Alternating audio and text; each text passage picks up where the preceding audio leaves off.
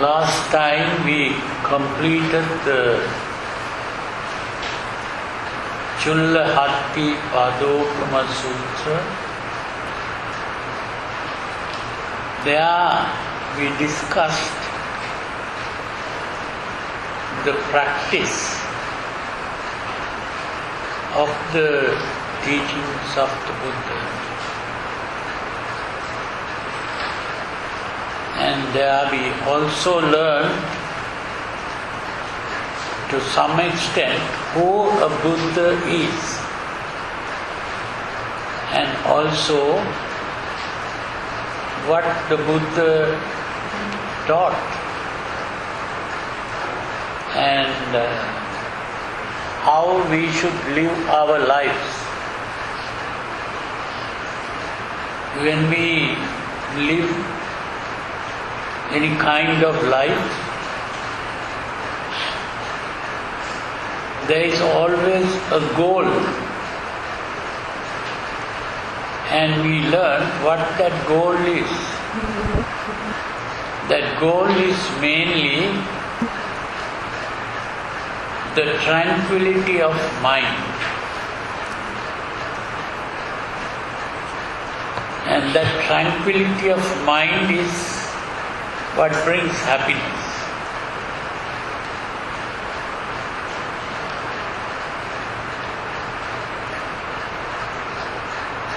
Now today we are going to learn about what are called influences. Influence. That word, the Pali word used by the Buddha is asava. Asava means flowing in. That's why it is called an influence. Influence is something that flows in from outside.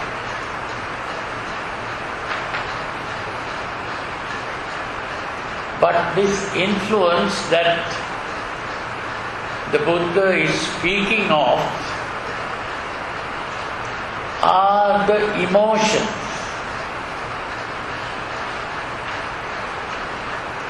The emotions.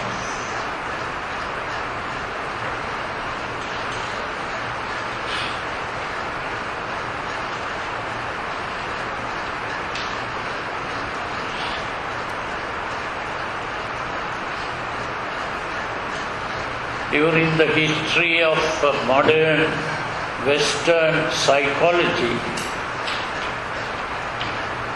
it was Sigmund Freud who thought these emotions are things that come out of our body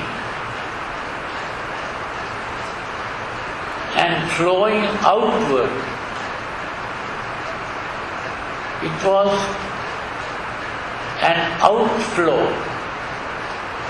not an inflow. But there is a statement of the Buddha where the Buddha says, our mind in its original state is pure.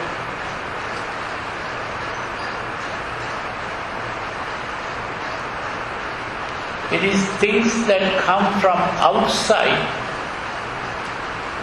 in that pollutes the mind. It is like water. Water is a pure substance. It gets polluted only due to foreign matter coming into the water.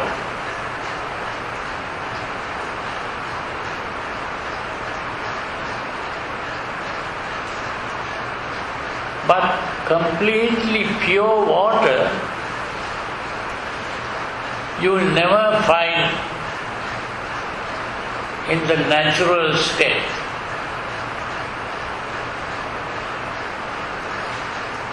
It is always mixed with something. So in the same way,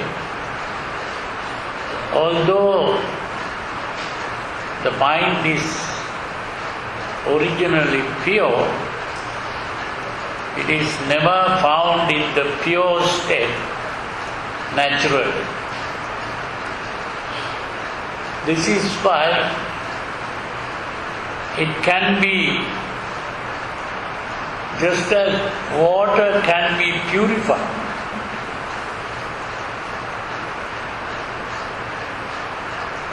by filtration or distillation.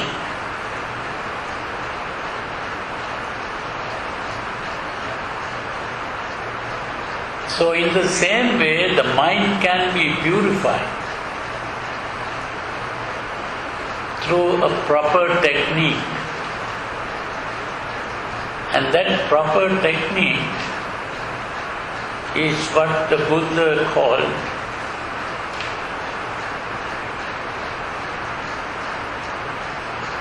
the supernormal eightfold way, which is commonly translated as the Noble Eightfold Path.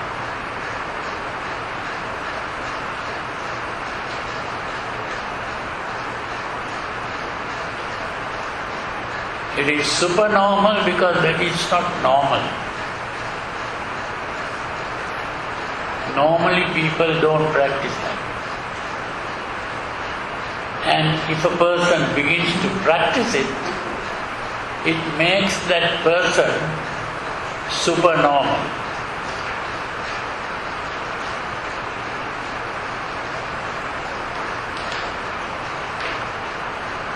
So this is why it is a supernormal way.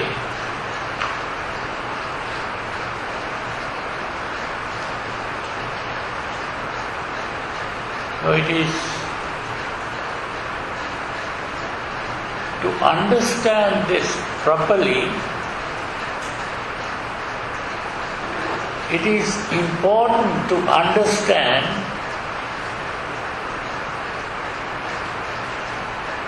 that we are organisms in an environment.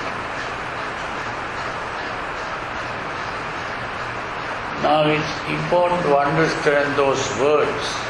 Those are words used in modern biology. If you have studied modern biology, you will know what an organism is. But in order to explain this, we have to understand what life is.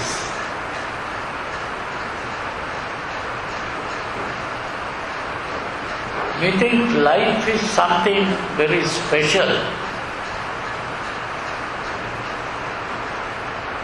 something that is not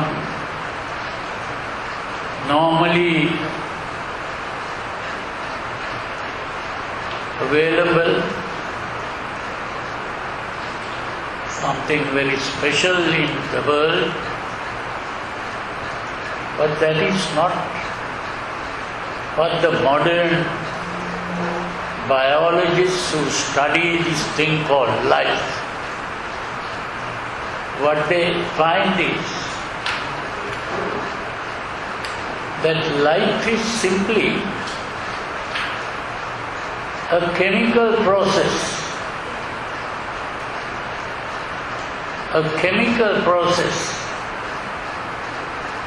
which is going on unconsciously. There is no consciousness. That is what life is all about. And even we are able to understand that even plants are unconscious. But sometimes we find it difficult to understand that animals are unconscious.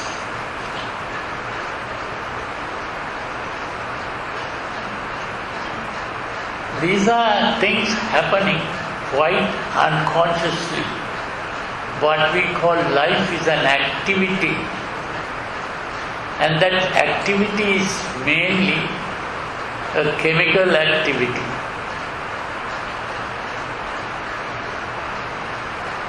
And it is the human being who is really conscious.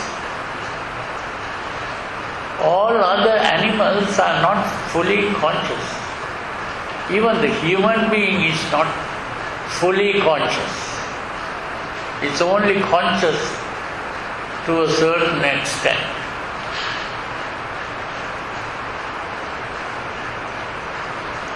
So this thing called life has been going on, and it was this man called Charles Darwin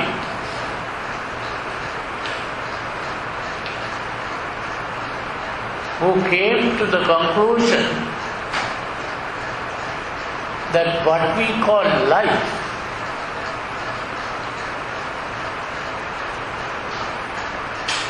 is an unconscious struggle for existence. It was an unconscious struggle for existence.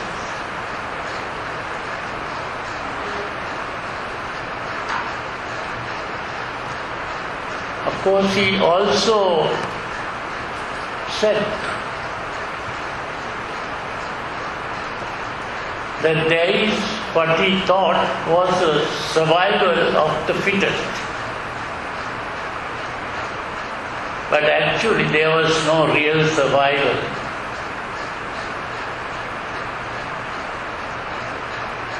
It was just a temporary survival. Because every individual had to die. There was only a struggle to exist.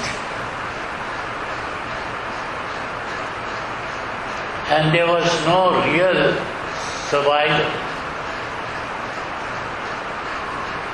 It was just a temporary survival.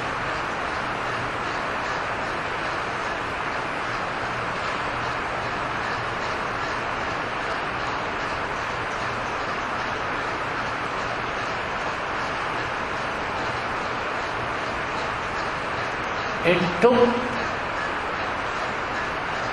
a person like the Buddha to understand that the struggle for existence was a futile struggle. And not only futile, it was a painful struggle. It was a futile and painful struggle, a struggle to exist.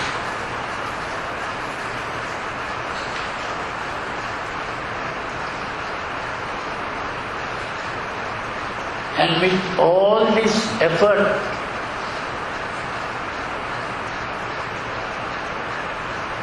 there is no real existence.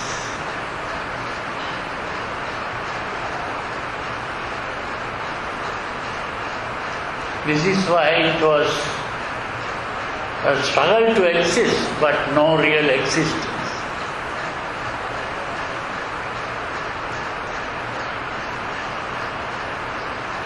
Everything that was born had to die. Today, many people celebrate birthdays. Why do they celebrate birthdays? This is the influence of Christianity. It is the Western people who brought Christianity that taught all the Eastern people to celebrate birthdays, to thank God for creating them. But they don't realize that whoever is born has to die. They celebrate birthdays and they lament and mourn about death. They don't understand that birth and death are two ends of the same stick. Birth and death are two ends of the same stick, which we call life. So whoever created the world, from the Buddhist point of view, is not God. If there was a creator, he has to be the devil. And this is why the devil in Buddhism is called Mara. Mara. Mara means death. So if Mara is death, and Mara is seen as Vasavarti. Vasavarti means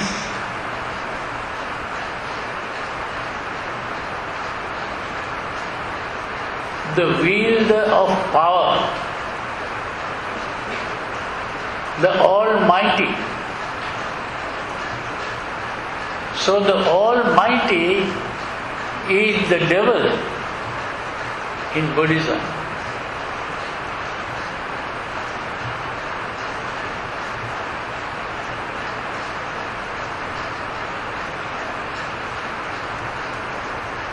So this is why that a Buddhist doesn't have to celebrate birthdays. But still, if we want to celebrate a birthday, we can find a reason to celebrate the birthday. The reason is, I have been living for 1 year or 2 years or 3 years or 4 years. I have not died so far. You are celebrating the fact that you have not died during this period. That is the only way to celebrate birthdays. So you see, most of the time we are unconscious. That is the important thing to understand, that we are unconscious. And although we have this ability to be conscious,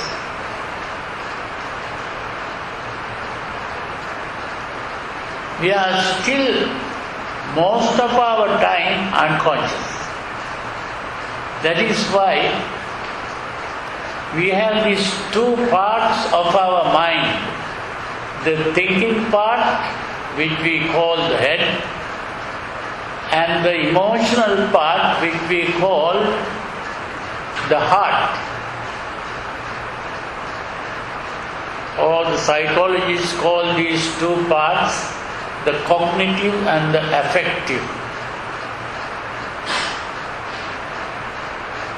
But the important thing is that we use the thinking part which is conscious only occasionally. That means if you want to go and do a job or something, you are using the thinking part to do that. But even while you are doing the job, that emotional part begins to work from time to time and disturb you. And when you go home, most of the time you are in the emotional part, and the emotional part is mainly unconscious. You are not even doing it consciously.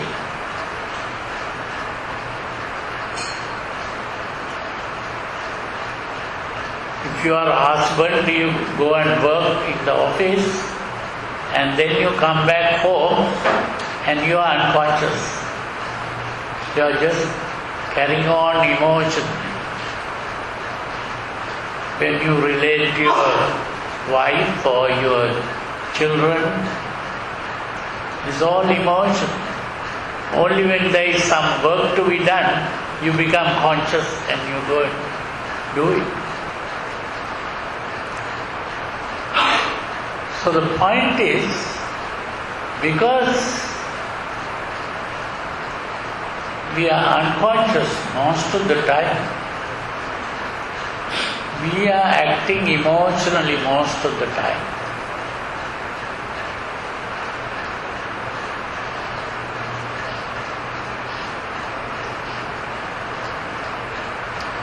Now here, what the Buddha is trying to say is that these emotions, although Sigmund Freud thought that the emotions are coming from inside trying to go out, here the Buddha is saying the mind is pure and the emotions are coming from outside. There was a time when I was trying to understand this. How can that be? But gradually I began to understand that a new kind of psychology came up later called cognitive psychology. These people began to point out that the emotion is aroused although in the body we have all the organs necessary for the emotion to come up.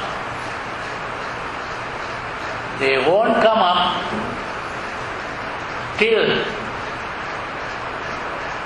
a thought starts that. It is like having dynamite. You have the dynamite underwater for 100 years, nothing happens. But only when a spark or flame or some fire comes up, that it will explode. So in the same way, although we have these organs necessary for the emotions to come up, there must be a thought that starts this. And that thinking part has to be active to do that.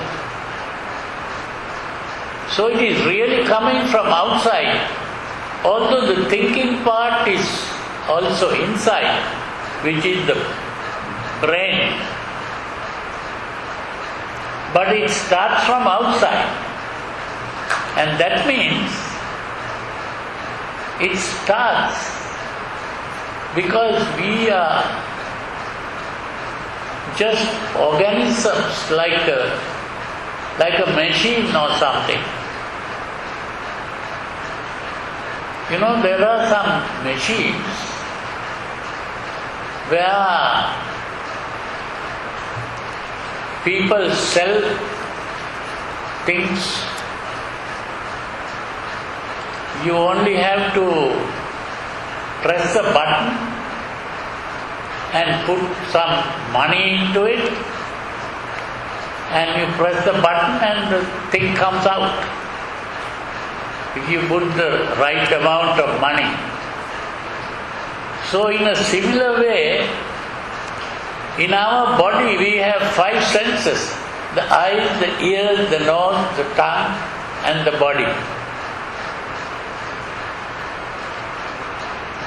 When light falls on the eye, we see. When sounds come to the ear, we hear.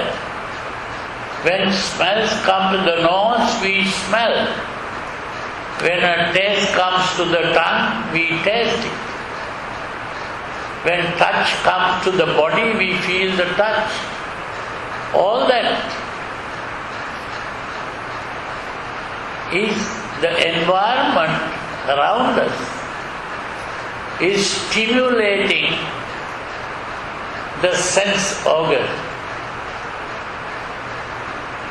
When the environment stimulates the sense organ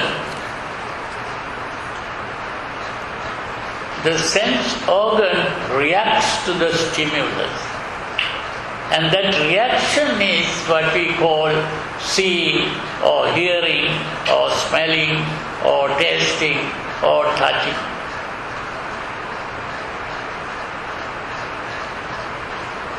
So when the reaction occurs,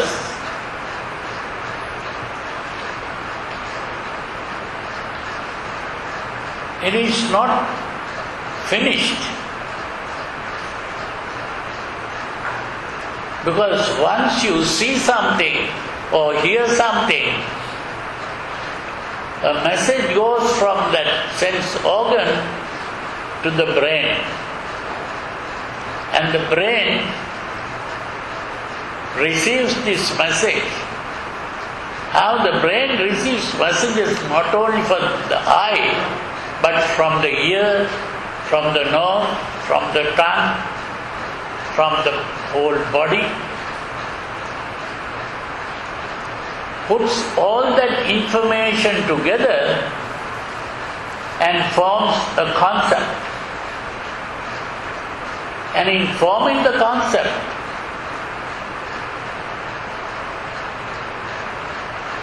the brain is not only making use of the information that you get in the immediate present, it gets information from the memory about the past. And that is also connected to this, and you form a concept. And it is according to the concept that you form that the emotion is aroused. Once the concept is formed, the emotion is aroused. So when you see someone and you like that person, that is because of the concept that was formed.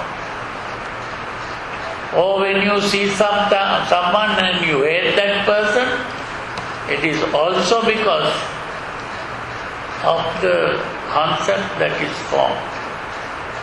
So you see, your emotional reaction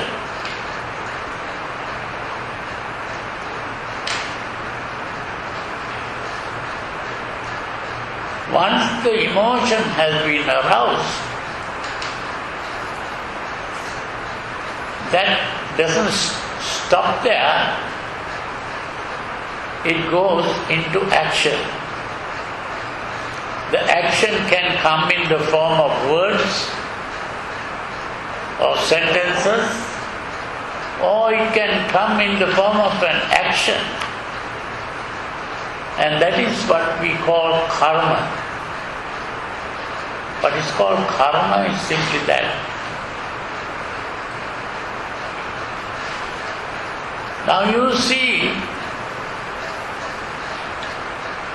this is what is called a chain reaction. Like the different parts of a chain. This reaction is a series of actions. First the perception, then the conception, then the emotion, and then the action. It is a series of reactions. That is why it is a chain reaction. So that is why the Buddha called it an influence. Your action has been influenced by what happened outside. It is starting from the environment. It is something that started in the environment. So it's an influence. So this is why we are talking about the asava as an influence. So what the Buddha points out is that influence is disturbing our whole body and mind, and it can even result in crime, wars, terrorism, and all these evils in the world. It is all due to the emotion. And that emotional disturbance, which results in so many problems, that is what the Buddha called suffering. So the suffering is not just pain.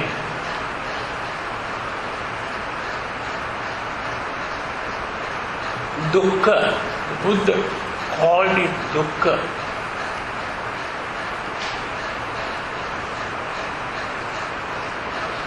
So the aim of the Buddha is to stop this dukkha, to stop the suffering.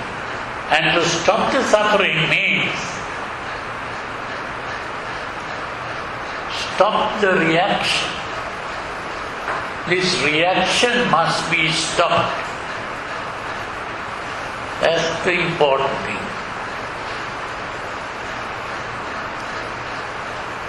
So here in this particular sutra, we are going to discuss.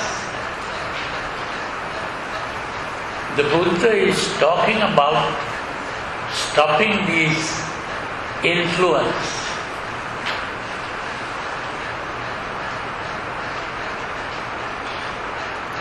Now, although I use the word influence in translating this word asava, the person who translated this sutra didn't know this. And so, he translated the word asava as taint.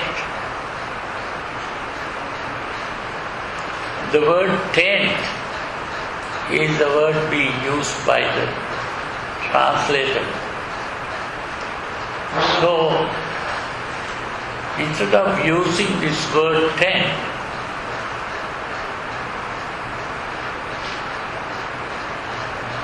so whenever I use the word tent here, when I read this, you should understand that it is influence, not tent. So it's difficult for me because every time the word tent is being used, I can't use the word influence here. So whenever you hear it, understand that it is an influence. There are some other words also like that, which I will give the meaning when I meet the word. So when I read the sutra, we are not able to read the whole sutra today because it's a very long sutra. So we have to divide the sutra into different parts, portions, and we will discuss it from, not in one day, we cannot discuss the whole thing.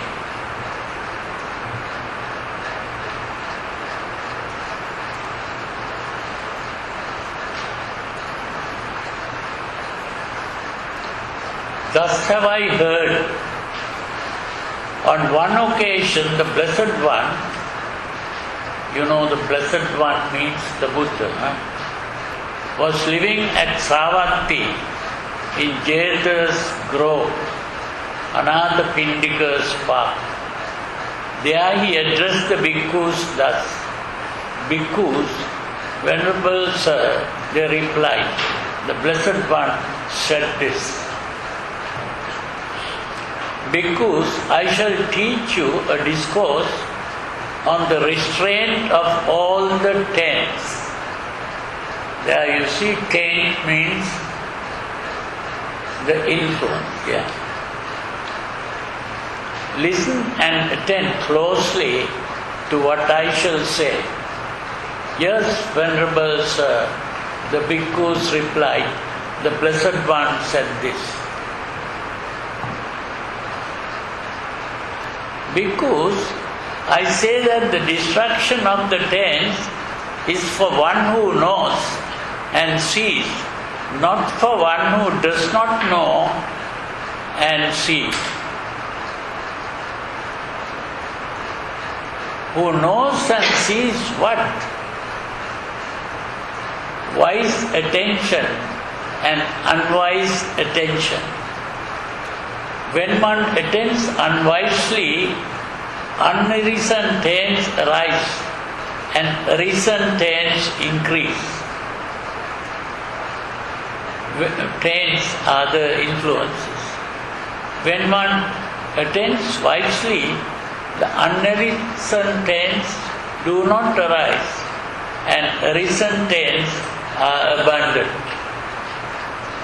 So what he points out is that we should pay attention properly. Now, paying attention means we have to be conscious. We cannot pay attention if we are unconscious. So in other words, he says we have to be conscious. When one attends unwisely, unreasoned tents arise and reasoned tents increase. When one attends wisely, unreasoned tents do not arise and reasoned tents are abundant.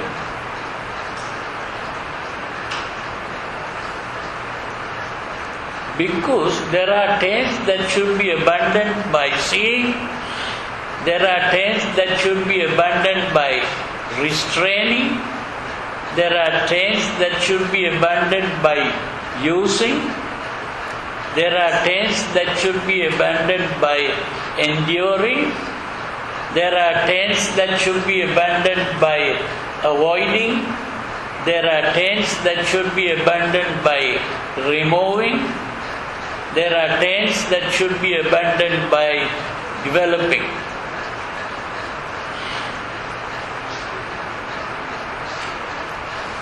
So, in other words, we have to deal with these different influences in different ways. You can't deal with all the influences in the same way. So we have to deal with them in different ways.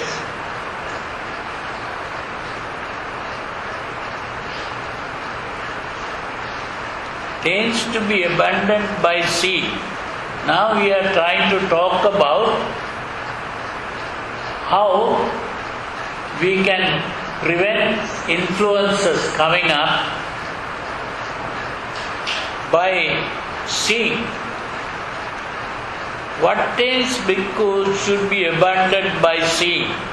Here bhikkhus, an untaught ordinary person who has no regard for noble ones and is unskilled and undisciplined in their Dhamma, who has no regard for true men and are unskilled and undisciplined in their Dhamma, does not understand what things are fit for attention and what things are unfit for attention. Since that is so, he attends to those things unfit for attention and he does not attend to those things fit for attention.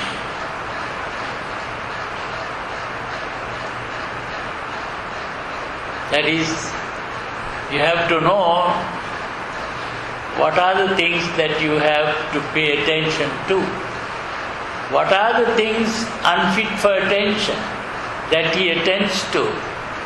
They are things such that when he attends to them, the unarisen taint of sensual desire rises in him, and the arisen taint of sensual desire increases. Now, one of these influences he calls sensual desire.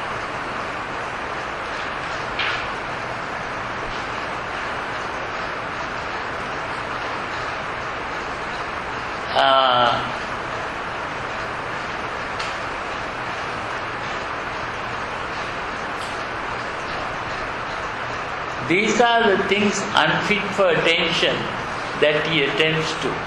And what are the things fit for attention that he does not attend to? There are things such that when he attends to them, the unarisen taint of sensual desire does not arise in him, and the arisen sense of sense desire is abandoned. The unarisen taint of being does not arise in him, and the arisen taint of being is abandoned. The unarisen taint of ignorance does not arise in him, and the arisen taint of ignorance is abandoned. These are the things fit for attention that he does not attend to. By attending to these things unfit for attention and by not attending to things fit for attention, both unarisen taints rise in him and the arisen taints increase. Now, you will notice certain things here. The taints that he was talking about was the influences. There are three kinds of influences that he mentioned here. One is sense desire or sensual desires, and the other was the taint of being. Now the word being is the same thing as existence, the idea of existence. And the other word that is being used is ignorance. Now this ignorance is not just ignorance. The word used here is avidya. And avidya is unconsciousness, not ignorance. There is a difference between ignorance and unconsciousness. So these influences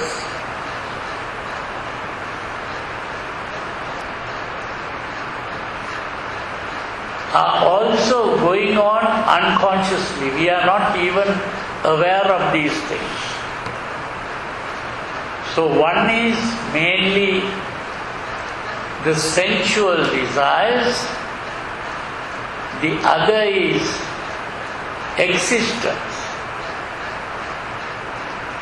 We begin to feel we exist. That is what it is. The Pali word being used is bhava. So three influences. The influence which is the influence of pleasant experiences. The other is the influence of the feeling that I exist. And the third one is unconsciousness. These experiences,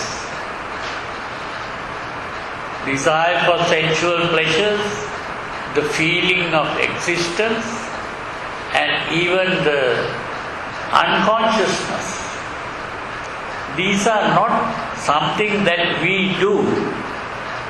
These are things that happen to us. That is very important to understand. And it can be stopped only by becoming conscious of them. Because these are things happening unconsciously, we can stop it only by becoming conscious. That's the important thing to understand.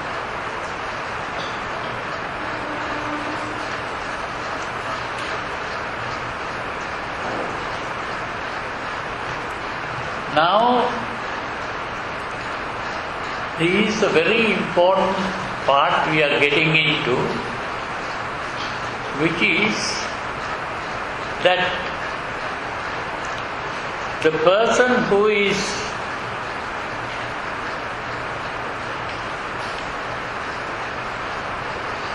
has not understood the Dhamma, the teachings of the Buddha, never heard about the Dhamma, begins to think like this.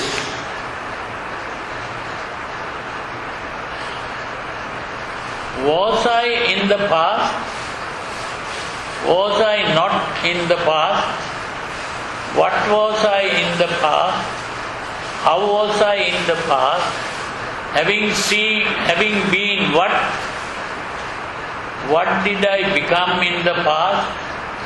Shall I be in the future? Shall I not be in the future? What shall I be in the future? How shall I be in the future? Having been what? What shall I become in the future? Or else he is inwardly perplexed about the present thus. Am I? Am I not? What am I? How am I? Where has this being come from? Where will it go? These are thoughts that arise in us very often.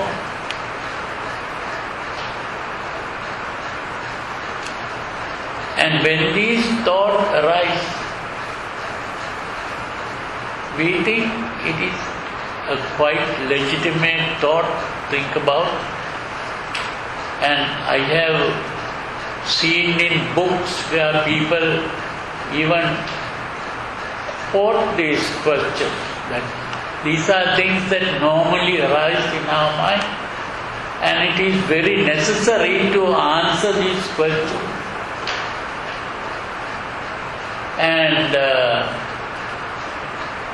but here what the Buddha points out is, these are wrong questions to ask. And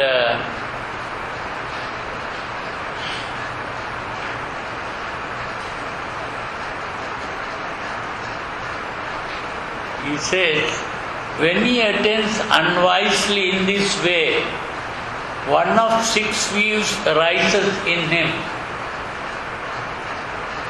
The view self exists for me arises in him as true and established, or the view no self exists for me arises in him as true and established, or the view I perceive self with self arises in him as true and established, or the view I perceive not self with self arises in him as true and established, or the view I perceive self with not self arises in him as true and established.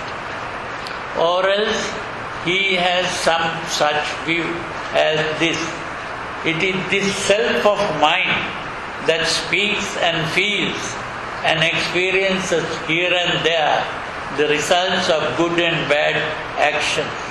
But this self of mine is permanent, everlasting, eternal, not subject to change, and it will endure as long as eternity. This speculative view, because is called the thicket of views, the wilderness of views, the contortion of views, the vacillation of views, the fetter of views, fettered by the fetter of views. The untaught ordinary person is not freed from birth, aging and death, from sorrow, lamentation, pain, grief and despair. He is not freed from suffering, I say.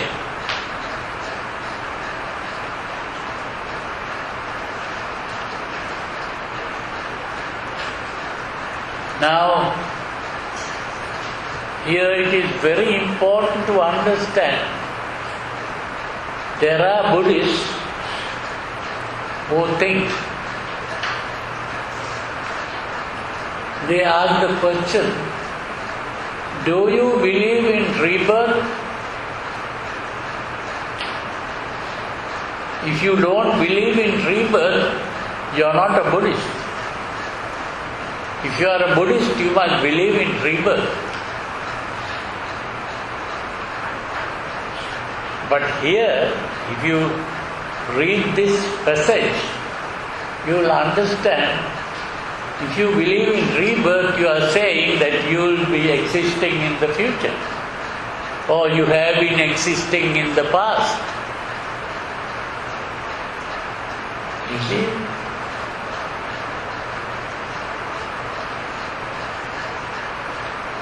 And here the Buddha is talking about this very important fact, that if you are thinking in terms of past, present and future, you will never be able to gain freedom from birth, old age, disease and death and all the sufferings.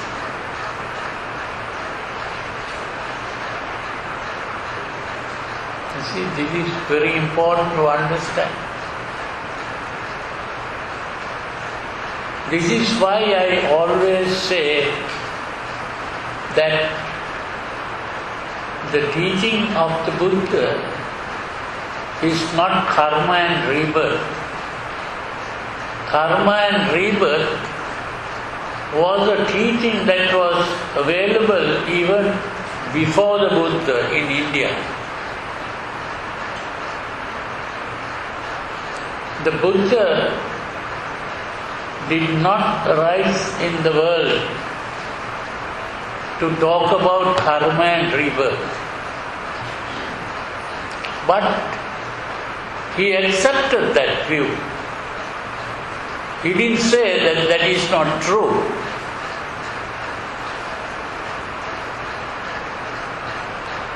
It is very important to understand that. Because there are two kinds of truth in the world.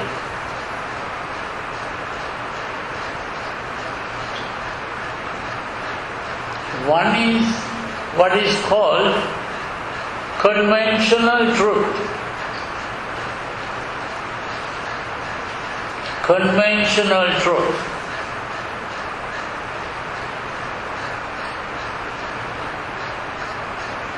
And the other is what we might call the ultimate truth. The ultimate truth.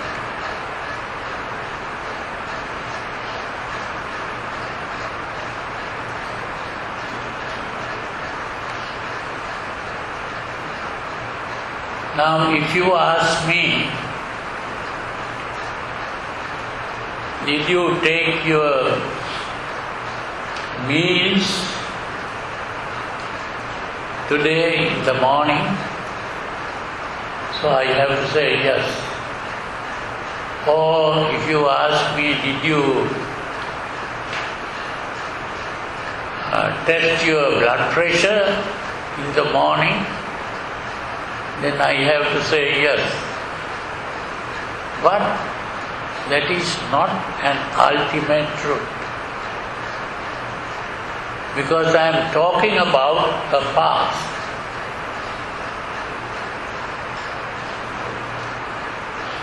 What we call the past, present and future is what we call time. And even time is not a real truth according to the Buddha. And what we call space,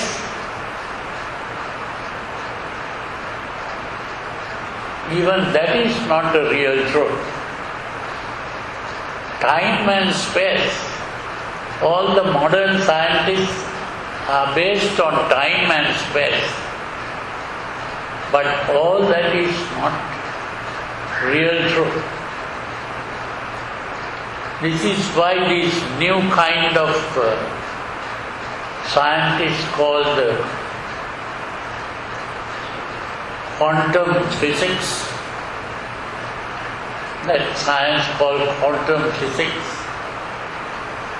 they are beginning to discover this. Gradually they are discovering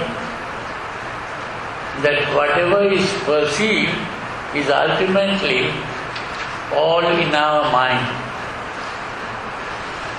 These are mental creations that we are talking about. And so, these are not real truths. But still, in our ordinary life, we have to be using these ideas like time and space. Without using those concepts, we cannot do anything. We cannot live. And that being based on this conventional truth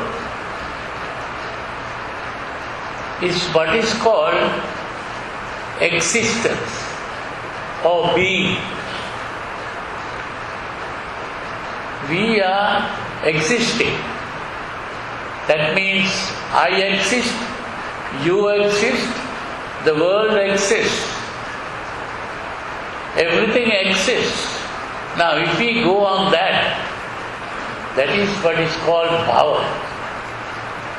And when we get out of that way of thinking, we are thinking only that there is a thing called seeing, there is a thing called hearing, there is a thing called smelling, there is a thing called tasting, there is a thing called touching. These are experiences. And experience is all that we know of. Everything else is built on this. And whatever we have built on these things is existence.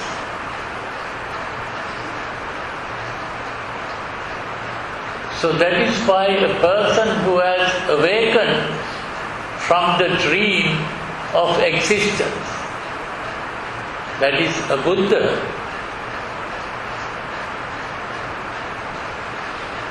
he doesn't think in terms of existence. He thinks in terms of experience.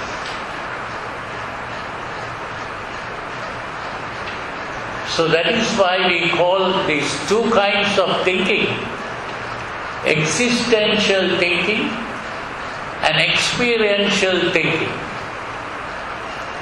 So this is why in order to become a Buddha, there is a paradigm shift. Paradigm means your frame of mind, how you see things. That is the paradigm. The paradigm shift means you shift from existence to experience. It is a shift from existence to experience.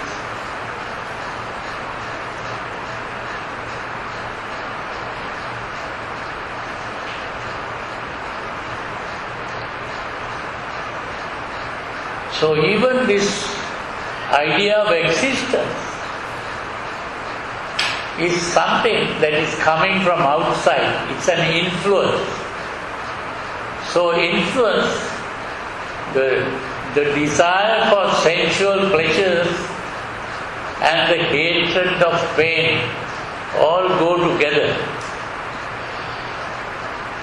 Your reaction to pleasant and unpleasant sensations, that reaction to pleasant and unpleasant sensations is one influence. The other influence is that feeling that I exist and the world exists, and I exist in the world. That existence is also an influence. And the other existence is unconsciousness. These things are happening unconsciously. So we are not fully conscious. That unconsciousness is also an influence coming.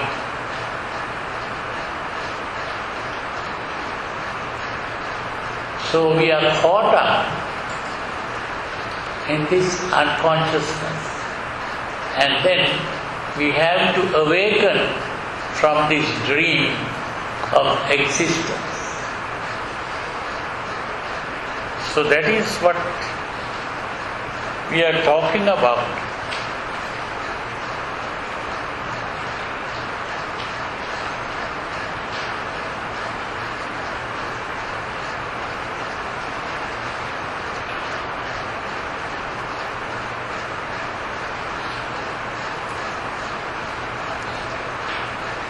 So a bhikkhu is a well-taught, noble disciple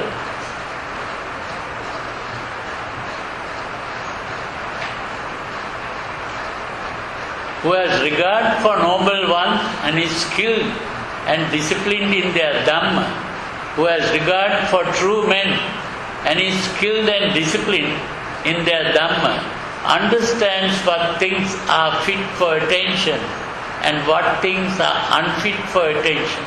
Since that is so, he does not attend to those things unfit for attention, and he attends to those things fit for attention.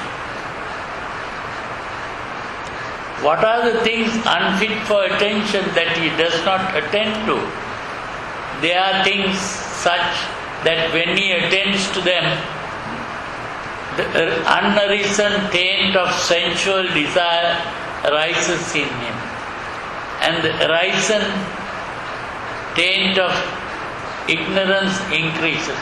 So these are the things unfit for attention that he does not attend to. And what are the things fit for attention that he attends to? They are the things such that when he attends to them, the unarisen taint of sensual desire does not arise in him, and the arisen taint of ignorance is abundant. These are the things fit for attention that he attends to, but not attending to things unfit for attention. And by attending to things fit for attention, unarisen taints do not arise in him, and arisen taints are abundant.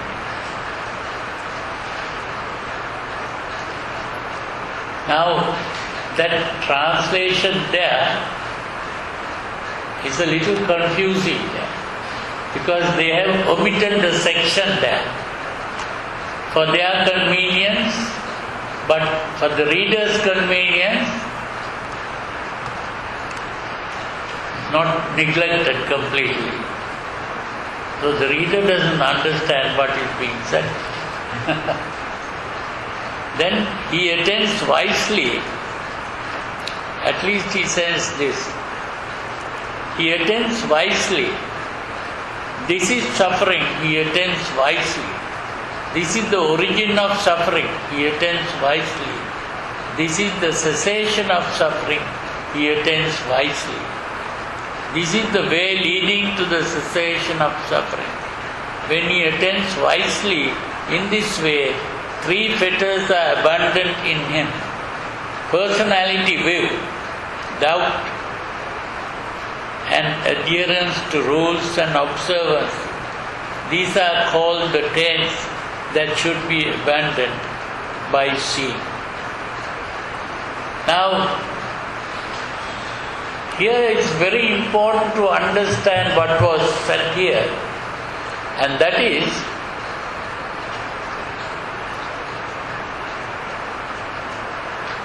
originally he said, asking questions like, did I exist in the past? How did I exist in the past?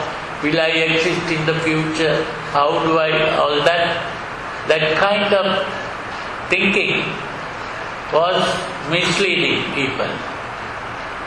And they end up with a belief in a self that exists and passes from life to life, like samsara and things like that. But then he says, the right way to think is, this is suffering, this is the cause of suffering, this is the end of suffering, this is the way leading to the end of suffering. In other words, what are called the Four Noble Truths. Now, if you begin to think in that way, three things disappear. One is what is called personality view, doubt and adherence to rules and observance. But that is also a bad translation there. Sakkaya Ditti is the word. Three things: Sakkaya Ditti, Vicikiccha and Silambata Paramasa. Sakkaya Ditti means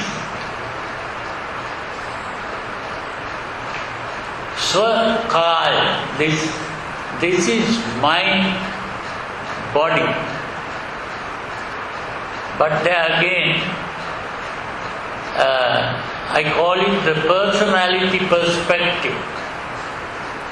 The personality perspective, that means you are thinking in terms of a person or personalized.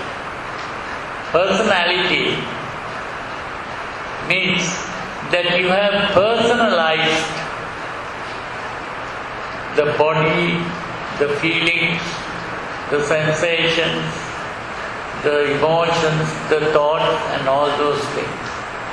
You are personalizing. The personalizing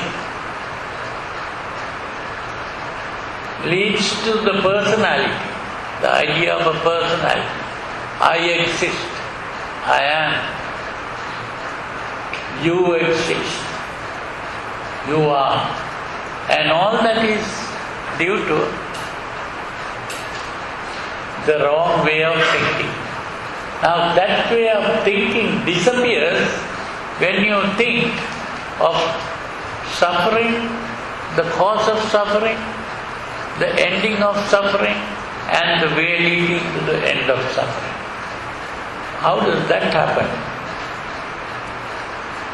Because most people, when they think of suffering, they are thinking of I am suffering, or you are suffering, or those people are suffering. That means you are thinking of people who are suffering.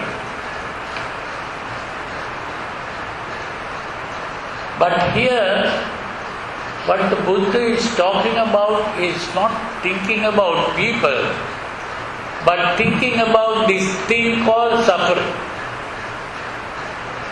So you have to think, what is it that we call suffering?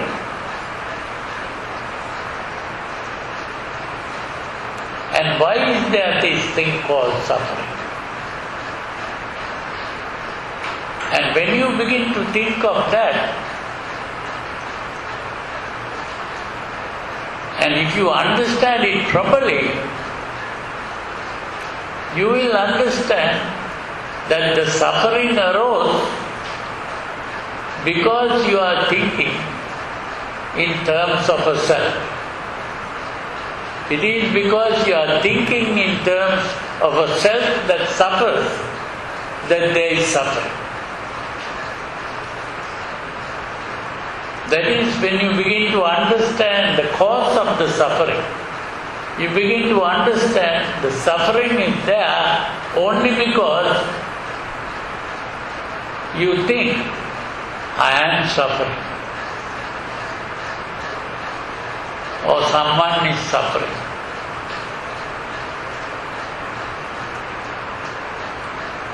When you understand that there is no person suffering, the suffering disappears. So it is that personality perspective that is really causing the suffering.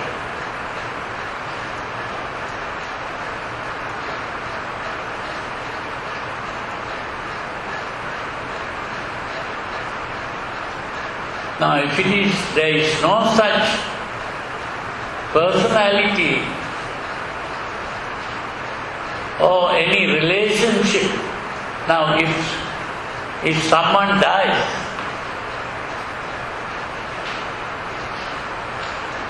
if that person is not your father or mother or brother or sister or any relative or friend or anyone, not even known to you,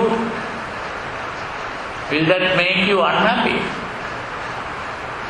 Very rarely you will find people being unhappy because of that. You know, once I was in a house by the side of the road, and in that house someone died,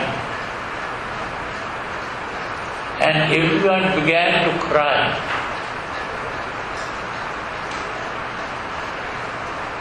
all the people in the house began to cry. I was a small child at that time. And on the other side of the road, there was another house. And I saw some people coming out from that other house. Oh, that old man had died, and they are smiling. You see, they are not feeling any unhappiness because these other people are crying in the house, and the people in the other house, they are not even related to these people, they are strangers, they are just looking, oh, that old man had died. So that means, because they are not related in any way, it's not a very painful thing for them. You see, when you see someone, then you don't care about it. But you begin to care about it only if there is some kind of relationship. So that means the idea of mind, that personalizing, that is necessary for suffering to arise. The suffering is there only with that personality perspective. So when you have understood that properly, when you understand suffering and how the suffering arises, and how that suffering ceases, comes to an end, and the way you can bring this suffering to an end, by awakening from the dream of existence. Once you have understood that, the personality perspective disappears.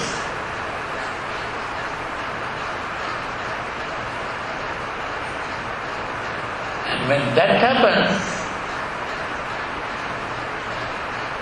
there is another thing that happens. Because our mind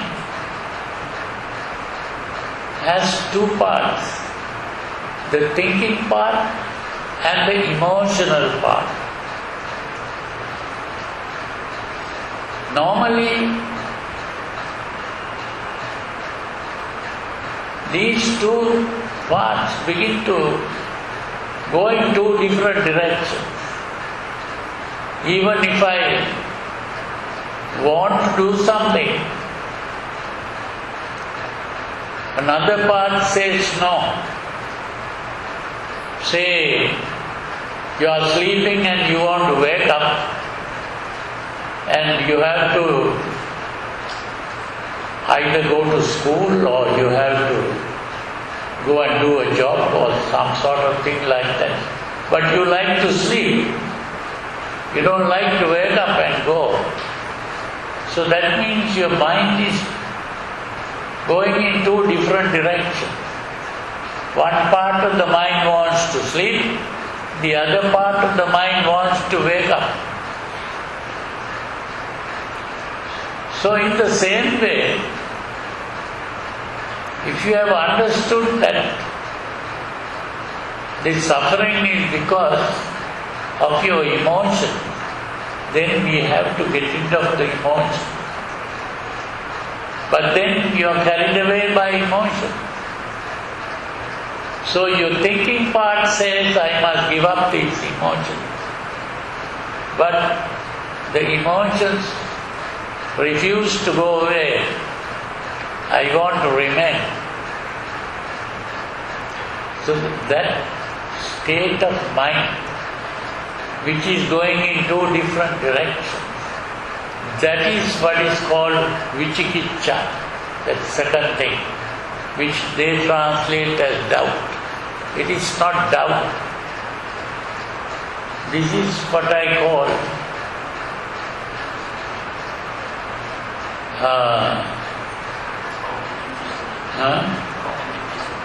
cognitive dissonance. Yeah. The cognitive dissonance. This is a new word that has come up in psychology. This is the mind being divided into two, pulling in two different directions.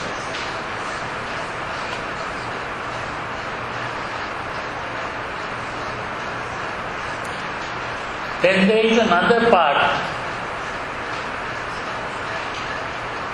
Now, if you take what is called the Noble Eightfold Path, or what I call the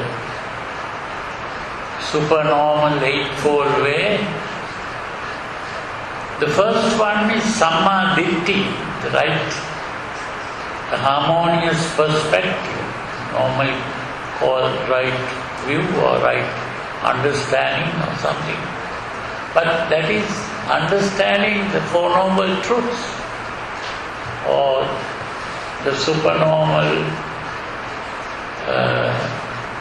reality. And when we begin to understand that pulling in two different directions also disappears, the personality perspective disappears, and so that means the first step, Samma Ditti, has been understood. The second one is your being now directed. I call it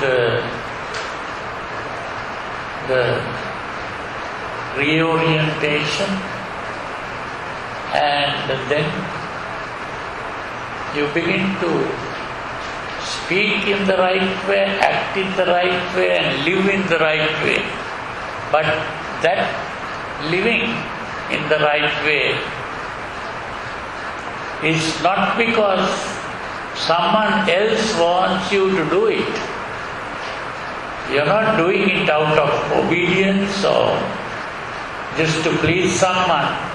You are doing it because you have understood that it is necessary to be done. So that is called autonomous morality.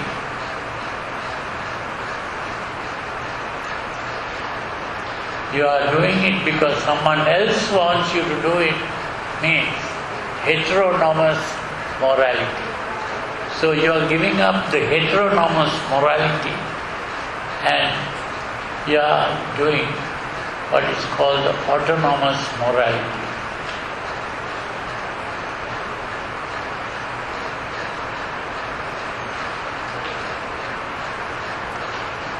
So once you have those three things disappearing, personality perspective, the cognitive dissonance, and giving up the heteronomous morality, you have become a stream entrant. You have entered the stream. That means you have entered the noble or the sublime eightfold way or the supernormal eightfold way.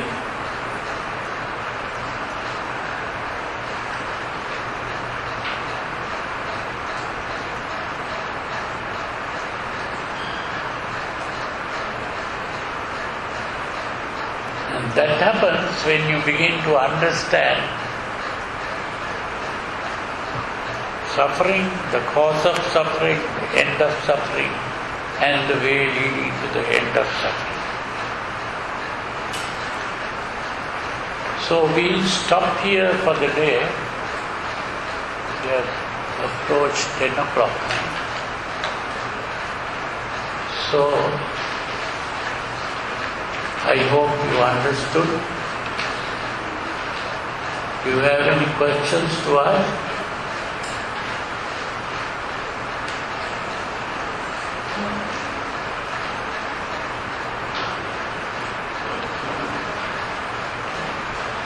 Yeah?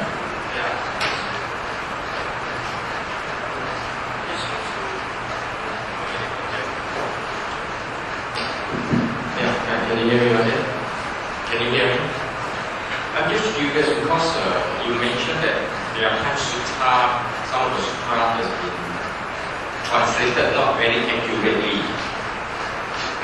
So my curiosity is how many versions of sutra are there that based on what you know, and where can we find a version, a sutta version that has a much more precise translation based on your finding?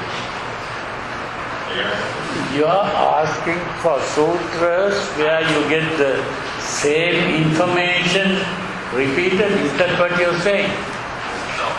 Well, much more like you say that today the sutta that with the te, you said the word te has not been translated accordingly, it should mean influence.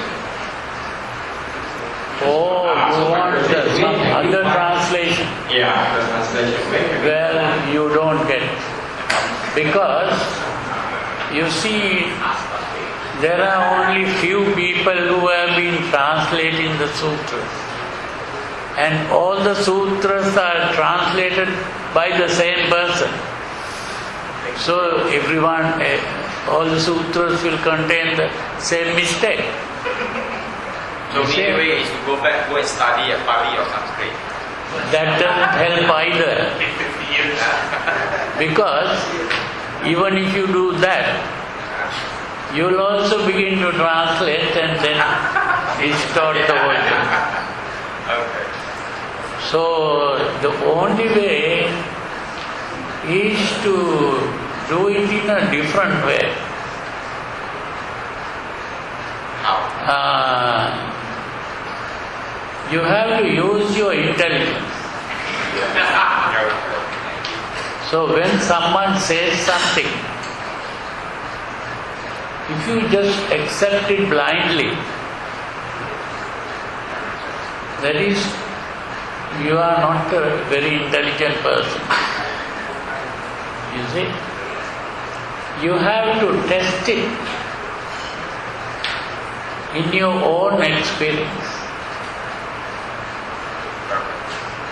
Use your own intelligence, and then gradually you will begin to understand this cannot be the right translation. Then you search for the word that was translated.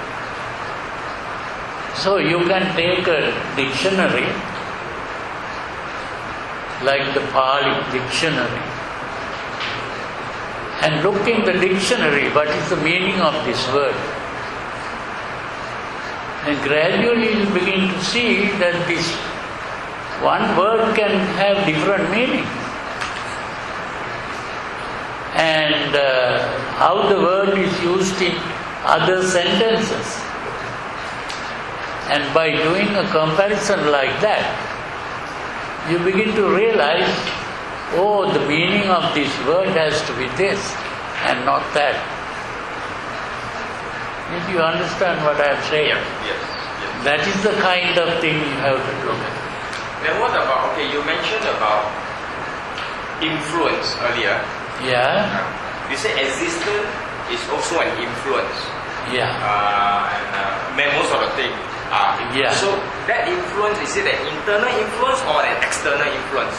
What do you mean by internal influence and external influence? External influence means by what we hear from outside, the knowledge. Yeah, influence is always coming from outside. So not from the internal, from our own belief, our own so-called perception. So that external or internal. So that is also there. That is from your past experiences.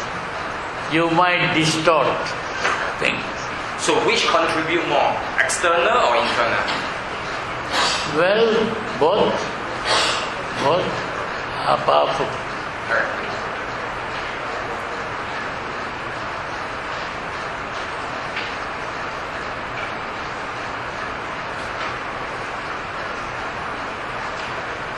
You have a question?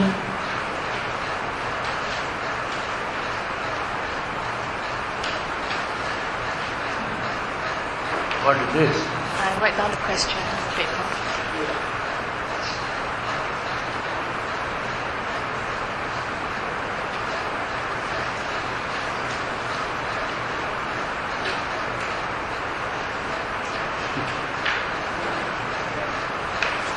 The question is, an arahant does not personalize the five aggregates. And then the question is, does an arahant still possess Rupa, Vedana, Sanya, Sankar, Vijnana? You see, what is the meaning of possess and what is the meaning of personalize? To personalize is to say this is mine. Then what is possess?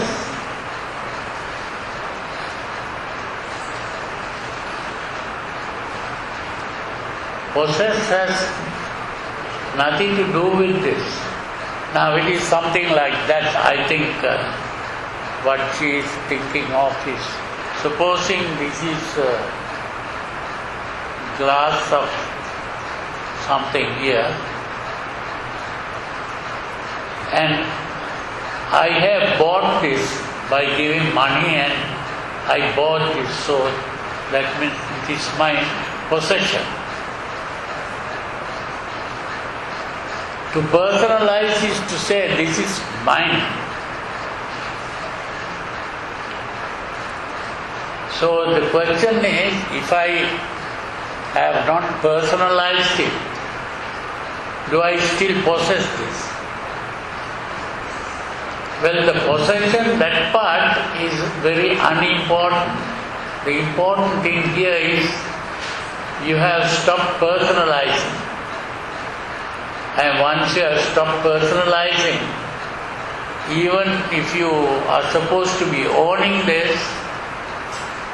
if someone wants it, I can give it, because I'm not attached to it. So an arahant doesn't personalize anything. So that means that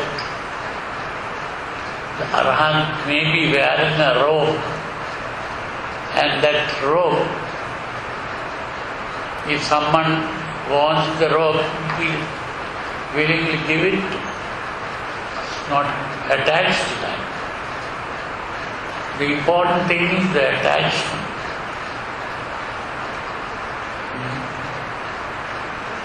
Did you understand that? Yeah.